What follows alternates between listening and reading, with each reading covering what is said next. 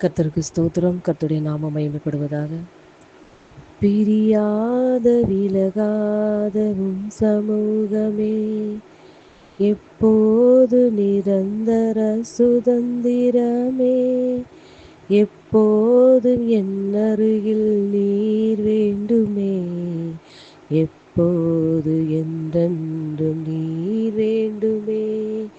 வானாதி வானங்கள் கொள்ளாதவரே, வார்த்தையால் வர்ணிக்க கூடாதவரே, இப்போதும் என் அருகில் நீர் வேண்டுமே, என்றுமே என்றுமே என்றென்றுமே.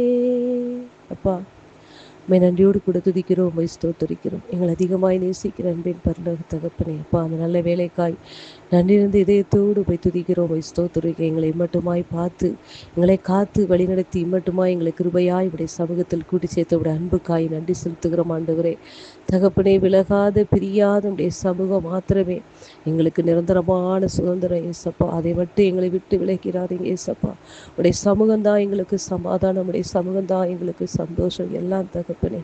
உடைய சமூகத்தை மாத்திரம் விட்டு எங்களை விட்டு விலக்கி விடாதீங்க ஏசப்பா. இந்த சமூகத்தில் ஒவ்வொரு நாளும் எங்களை நீர் கிருபையால் கூட்டி சேர்க்கிறீரப்பா. இந்த கிருபை இல்லைன்னா உங்கள் சமூகத்துக்கு கூட நாங்கள் வர முடியாதப்பா. எங்கள் மேல் கிருபை உள்ளவரே ஸ்தோத்திரிக்கிறோம், மாத்திரமே உயர்த்துகிறோம். எங்களை தாழ்த்தி வெறுமையாக்கி உடைய சமூகத்தில் ஒப்புக் கொடுக்கிறோம். இயேசுவின் நாமத்தில் பிதாவே, ஆமேன்.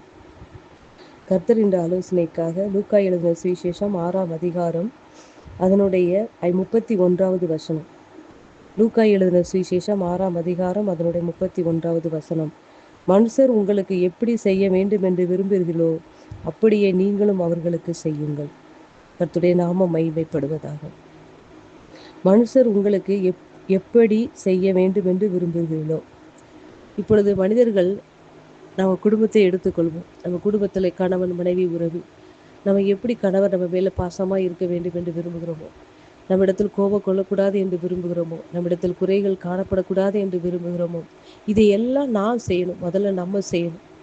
நான் எப்படி மற்றவங்க என்னிடத்தில் எப்படிலாம் இருக்க வேண்டும் என்று நான் நினைக்கிறேனோ, அதே போல் நானும் மற்றவர்களிடத்தில் நடந்து கொள்ள வேண்டும் என்று தான் கர்த்தர் விரும்புகிறார். அன்பு பிள்ளைகளும், கர்த்தருடைய சத்திய வசனங்கள் ஒவ்வொன்றும் படித்தவர்களுக்கும் படியாதவர்களுக்கும் ஏழைக்கும் பணக்காரனுக்கும் எந்த பாகுபாடுமின்றி அந்த வசனமானது எளிமையாகவும், இந்த மலை வசனங்களை பார்க்கும் பொழுது மலை பிரதேசத்தில் சொல்லப்பட்ட அத்தனை உபதேசங்களும் ஓமைகளும் சீஷர்களுக்கு கர்த்தர் சொல்லிக் கொடுக்குற அத்தனை காரியங்களும் எல்லாரும் ஈஸியாய் புரிந்து கொள்ளக்கூடிய, அவருடைய உள்ளத்தில் எல்லாமே ஈஸியாக ஏற்றுக்கொள்ளக்கூடிய அவருடைய உபதேசங்கள் அவ்வளவு சத்தியமுள்ள வசனைகள். அன்பு பிள்ளைகளே, இந்த இடத்தில் கர்த்தர் நம்மிடத்தில் இந்த வார்த்தையை தான் சொல்லுகிறார். அன்பு பிள்ளைகளே, மற்றவர்களுக்கு நாம் என்ன செய்ய வேண்டும் என்று நம்ம நினைக்கிறோமோ, அவர்கள் நமக்கு என்ன செய்ய வேண்டும் என்று நம்ம நினைக்கிறோமோ, முதல்ல அதை நம்ம செய்யணுமா, அப்பொழுது அவர்கள் அதை செய்வார்கள் என்று வேதம் சொல்லுகிறது. அன்பு பிள்ளைகளே, இந்த இடத்துல குடும்பமானாலும் சரி, உறவினர்களானாலும் சரி, உலக காரியங்களானாலும் சரி, நம்ம முதல்ல அந்த காரியத்தை நம்மை சரிப்படுத்தி கொள்ள வேண்டும். அன்பு பிள்ளைகளே,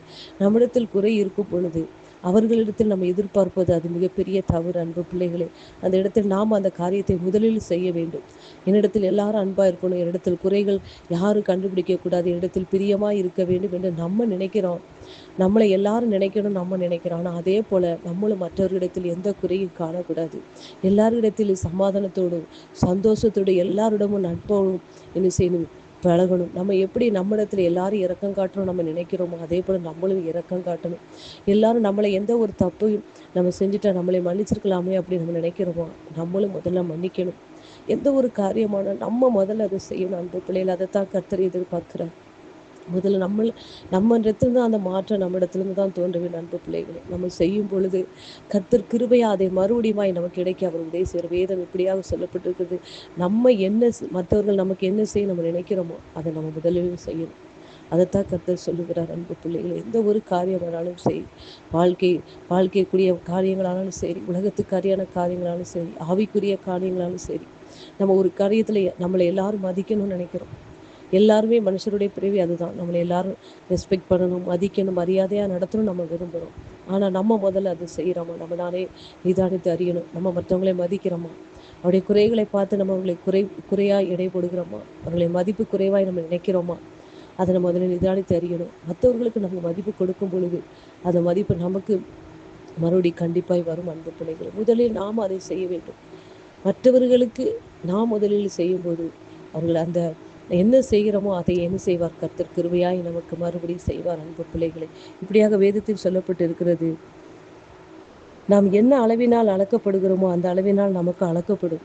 நம்ம என்ன செய்கிறோமோ அதுதான் நமக்கு வரும். அன்பு பிள்ளைகள், அதை தாண்ட மறுபடியும் நம்மிடத்தில் சொல்லுகிறார். அன்பு பிள்ளைகளை, முதலில் நம்ம கொடுப்போம்.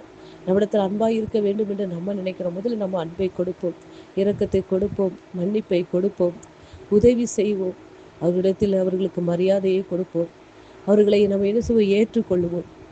அதை நாம் திருப்பி நமக்கு அது திருப்பி கர்த்தர் என்ன செய்வார்? அதை திருப்பி நமக்கு கொடுக்க அவர் வல்லமையுள்ளவராக இருக்கிறார். அன்பு பிள்ளைகளை, அதை நம்ம செய்யும் பொழுது கண்டிப்பாக நமக்கு அது வந்து சேரும்.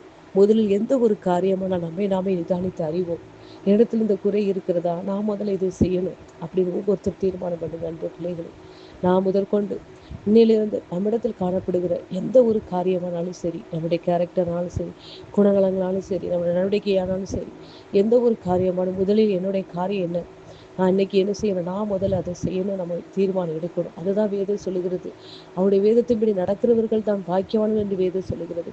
கர்த்தர் ஒவ்வொரு நாளும் நமக்கு வேதத்தின்படியாக நம்மளை வழிநடத்தி வருகிறார். நம் வாழ்க்கையில் இதெல்லாம் கற்றுக்கொள்ள வேண்டும் என்று கர்த்தர் விரும்புகிறார். அதை தான் வார்த்தை மூலமாய் கர்த்தர் ஒவ்வொரு நாள் நம்மளோடு கூட பேசி வருகிறார். அன்பு பிள்ளைகளை, அந்த வார்த்தைகளை ஒவ்வொரு நாளும் நம்ம தியானித்து அதன்படி நடக்கையிலே நம்ம காட்டும் பொழுது அது ஆசீர்வாதமான வாழ்க்கையாய், அவருக்கு பிரியமான வாழ்க்கையாய் மாறும் பொழுது கர்த்தர் ஏராளமான ஆசீர்வாதத்தினால் நம்ம நிறைப்பார். அன்பு பிள்ளைகளை, ஒவ்வொரு நாள் இன்றிலிருந்து நம்ம தீர்மானம் பண்ணுவோம்.